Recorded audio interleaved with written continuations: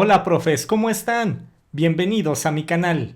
En este video les voy a compartir el fragmento de la conferencia de prensa, la famosa mañanera del día de hoy, jueves 16 de abril de 2020, que estuvo, como siempre, coordinada por el presidente de México, el licenciado Andrés Manuel López Obrador, y en esta ocasión estuvo acompañado del doctor Hugo López-Gatell, subsecretario de Salud del Gobierno Federal, y quien fue el encargado de compartir todo un diagnóstico de la situación actual de salud en nuestro país, pero también de compartir las medidas que se habrán de adoptar durante las siguientes semanas. Dentro de ellas, la más importante es que se amplía la Jornada Nacional de Sana Distancia hasta el día 30 de mayo. En el video anterior de mi canal soy el profe Juanjo, al cual les invito que ingresen y les invito además que se suscriban a este canal de YouTube, a que lo compartan en sus redes sociales. Les decía, en ese video anterior ya les compartí las ideas más relevantes, las conclusiones de esta conferencia de prensa, de esta mañanera del día de hoy, y se los compartí a través de unas diapositivas. Creo que fue de manera muy gráfica estas fechas y estas ideas. Sin embargo, en ese video anterior, al cual los invito para que ustedes vayan y lo chequen, les comentaba que iba a dividirlo en dos partes. Una fue el video anterior, en donde ya les di a conocer muy rápidamente esta información, y el otro es este segundo video, en donde les voy a compartir este fragmento de la conferencia de prensa para que ustedes escuchen de manera directa al subsecretario de Salud del Gobierno Federal y al presidente de la República, para que de viva voz de ellos ustedes pues escuchen todo este diagnóstico, esta información que ya tienen, que les proporcionaron todos estos científicos, estos especialistas, y a partir de allí tomar todas estas decisiones. Ellos comparten también una tabla de los municipios. El presidente dice que más tarde, en el día de hoy, se va a comunicar también con estas autoridades municipales, los presidentes, también me imagino, y por supuesto con los gobernadores, que tienen que estar en coordinación, pues para que ya de manera muy puntual dé el nombre de los municipios. Pero por lo pronto, de manera general, aquí en este fragmento, pues ustedes van a observar esta tabla con los municipios. Esta tabla también está en el video anterior. Así que bueno, ya sin más, los dejo con este fragmento de la conferencia de prensa del día de hoy. Y los invito nuevamente a que se suscriban a este canal. Soy el profe Juanjo, y a mi segundo canal, Viajando con Juanjo. Y nosotros nos vemos. Hasta el próximo video. Si lo vemos en las fases de la epidemia, no hay fases generales para el país. Cuando declaramos la fase 2, decidimos declarar la fase 2 porque habíamos anticipado, cerca de 15 días antes, medidas generales, medidas de aplicación nacional. Pero recordarán ustedes que desde la preparación en enero indicamos que también había intervenciones que dependen de la intensidad de transmisión de la enfermedad en regiones específicas. Entonces, en este momento, hemos dicho que es irremediable llegar a la fase 3. Todavía técnicamente no estamos en la fase 3 de forma generalizada, pero hemos dicho que, dada la intensidad de transmisión, existen zonas que hay que tratar como fase 3. Ahora, recuerden ustedes que fase 3 se define de hecho por la generalización de la transmisión. Eso es lo que lo define la fase 3, no el número de casos, sino la generalización territorial de la transmisión. Entonces, si lo vemos por subregiones, tenemos regiones como el Valle de México, como las zonas metropolitanas que he mencionado, en donde tenemos la dispersión correspondiente a la fase 3, pero no tenemos a nivel nacional una sola fase 3 para todo el país. Posiblemente llegará el momento en donde digamos, ya estamos en fase 3, igual que lo hicimos entre fase 1 y 2. Nos adelantamos con las medidas cuando técnicamente llegamos al punto donde la intensidad de la transmisión revelaba fase 2, dijimos, ya estamos en fase 2. Pero aquí, que quede claro, estamos anticipándonos nuevamente a la fase 3. En la siguiente curva es nuevamente la misma gráfica que ya presenté, la curva esperada en rojo, la curva proyectada, es decir, lo que va a venir dado el comportamiento de la epidemia, solo para indicar algunas fechas importantes. Hay un intervalo de fechas posibles para el pico máximo de la intensidad de transmisión, de la curva epidémica, del ACME, y estas oscilan entre el 8 y el 10 de mayo. Hay otras predicciones un poco más optimistas de que fuera antes, un poco menos de que fuera después, pero hay un punto medio entre el 8 y el 10 de mayo.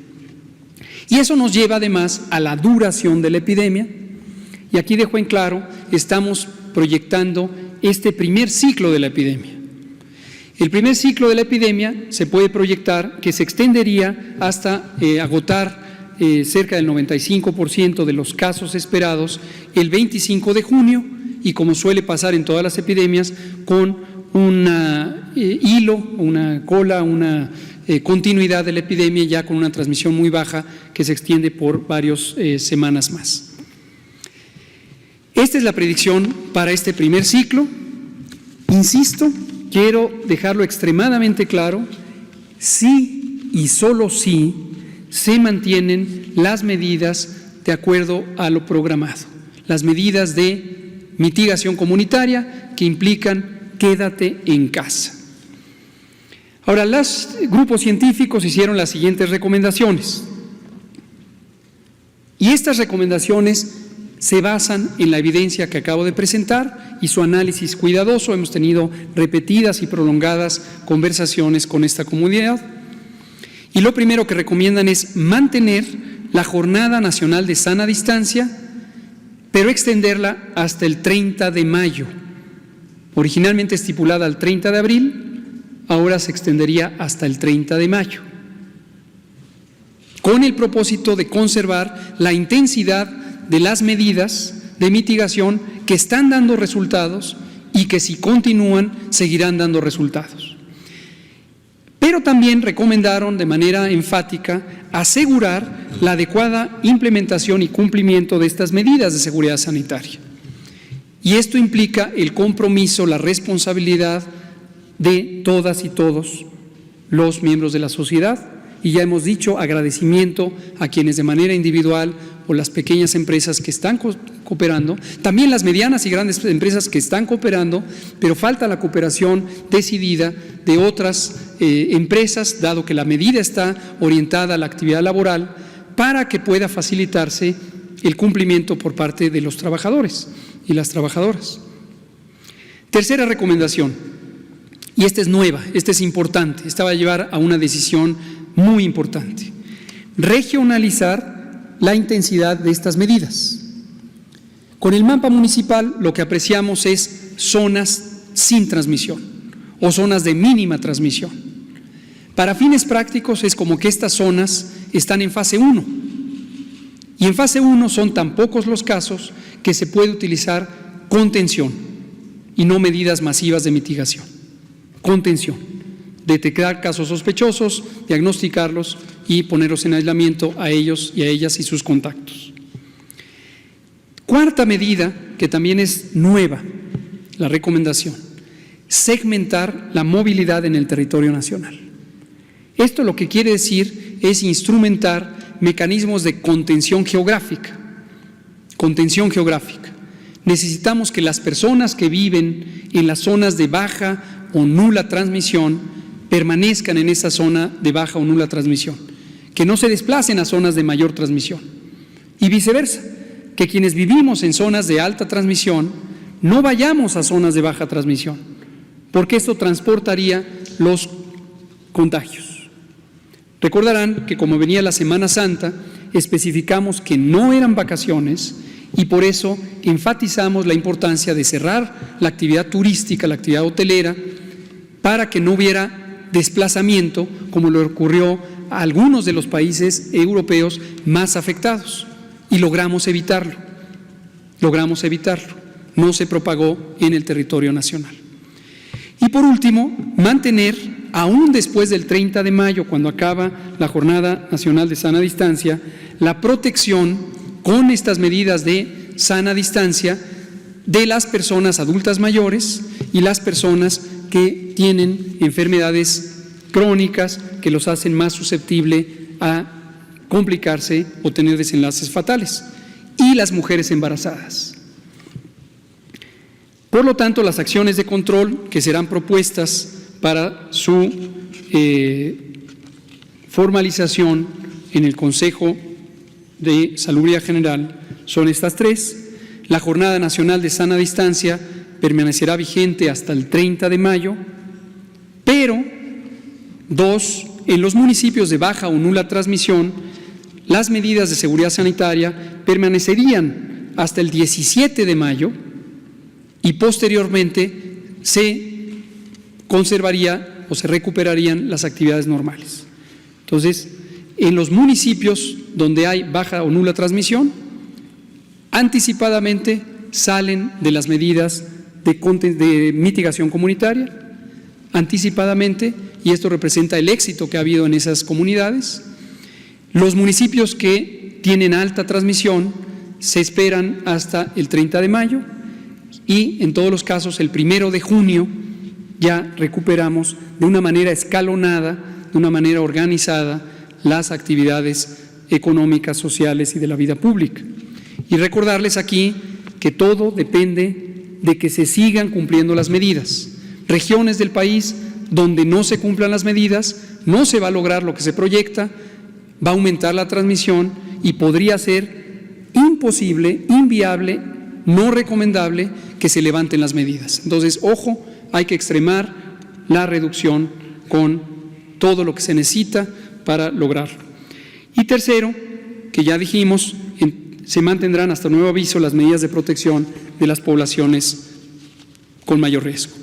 Concluyo, primero, agradeciendo al grupo científico. Hoy mencionamos solamente a quienes de manera directa contribuyeron con su información y con sus análisis y con sus recomendaciones. En este momento están aquí enlistados, pero hay una comunidad más grande. No quisimos ponerla en este momento, puesto que de manera directa para estas recomendaciones no fueron partícipes, pero son parte de un colectivo académico que seguirá colaborando con nosotros y les agradezco. Los menciono por institución: el CIMAT, el Centro de Investigación en Matemáticas. Hay 2 grupos académicos. El segundo grupo académico del CIMAT, además, tiene una colaboración con el Instituto de Matemáticas de la UNAM, el grupo de CONACYT y el grupo de funcionarios de la Secretaría de Salud y del IMSS, que somos todos los ahí mencionados epidemiólogos y que estuvimos procesando estas recomendaciones para formularlas. Finalmente, un mapa y una tabla. En el mapa, y agradecemos aquí a Emiliano Calderón, líder de la Estrategia Digital Nacional, que lo elaboró, es el mapa técnico que nos permitirá ya no solo visualizar los municipios afectados, sino los municipios en los que se va a levantar las medidas de mitigación el 17 de mayo, y son los que están en verde. Todas las zonas verdes van a poder regresar a la normalidad el 17 de mayo. Esto incluirá la actividad escolar, se recuperará la actividad escolar en esos municipios. Los municipios en amarillo son aquellos municipios que están colindantes geográficamente con las zonas de alta transmisión, y obviamente los que están en rojo son las zonas de alta transmisión. En estos otros tendrán que esperar hasta el 1 de junio, y respecto a actividad escolar que acabo de mencionar, obviamente también esto tiene que ser puesto a disposición de la autoridad escolar del país, que es el titular de la Secretaría de Educación Pública y el Consejo Educativo Nacional, tal como lo hicimos al inicio cuando se implantaron las medidas, y justamente la suspensión de las escuelas fue la primera medida que se logró. Termino con la tabla para que vean ustedes el número de municipios que lograríamos liberar de estas medidas de mitigación. Están por estado, y hay 3 categorías: con contagios, son los que están pintados en rojo; vecinos de contagios, los que están pintados en amarillo; y finalmente sin vecindad y sin contagios, que son los pintados en verde. Si nos vamos al final de la tabla, vemos que tenemos 979 municipios que están en la zona verde, la zona que se podrá liberar más pronto, y los otros gradualmente de acuerdo a cómo se vaya teniendo éxito. 1021 los que son vecinos, y 463 los que tienen alta transmisión. Eso es todo por ahora. Muchas gracias, presidente. Bueno, esta es la exposición para precisar, desde luego que lo que ha dado a conocer Hugo ha sido muy exhaustivo, a detalle, no hay necesidad de dar más información, pero de todas maneras hay que subrayar algunas cosas. Primero, que tenemos que seguir con las medidas de la sana distancia y quedarnos en casa.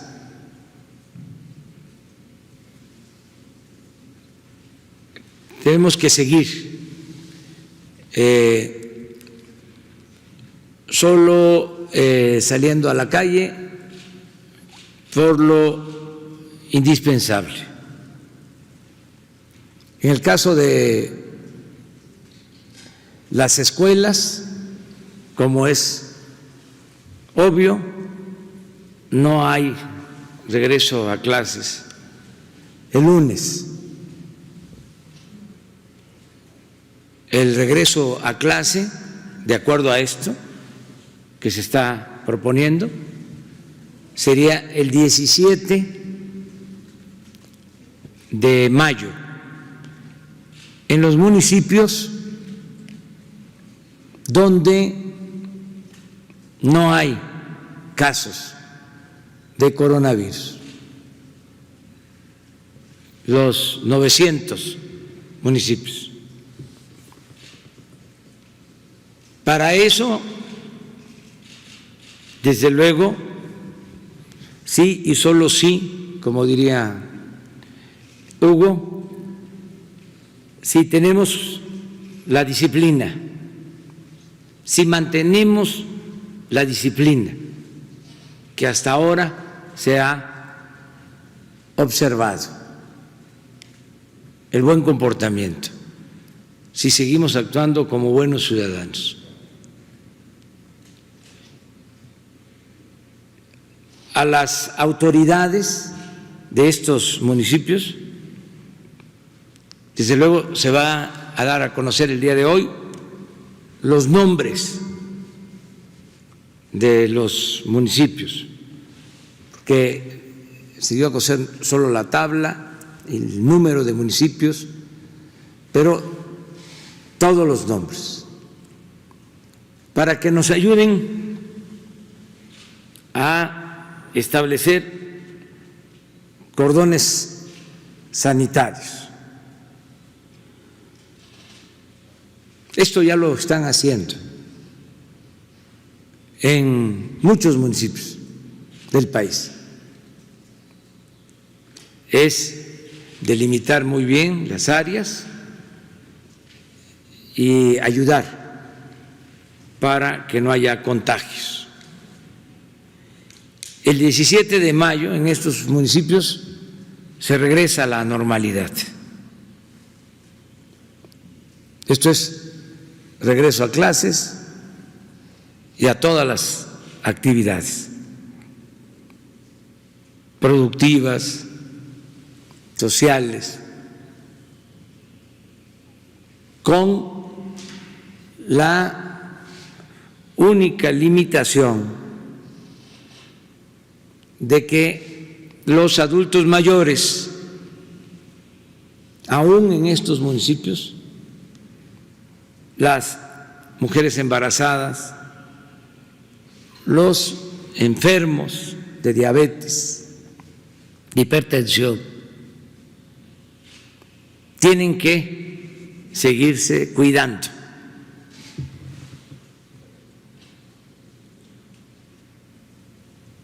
En el resto del país, esto incluye desde luego las grandes ciudades, que son las más afectadas, el reinicio a la actividad educativa, el regreso a clases y a todas las actividades productivas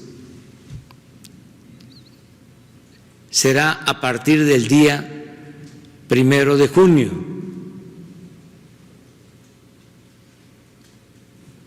Siempre y cuando, repito, sigamos cumpliendo con las medidas. Es muy importante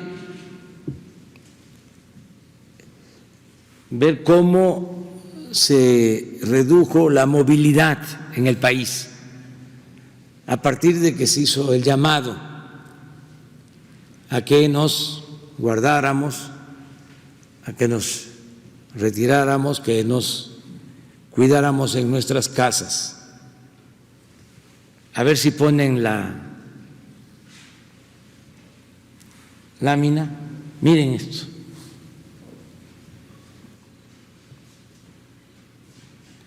Esto es lo que más nos ha ayudado. Implica desde luego un sacrificio, pero es lo más eficiente.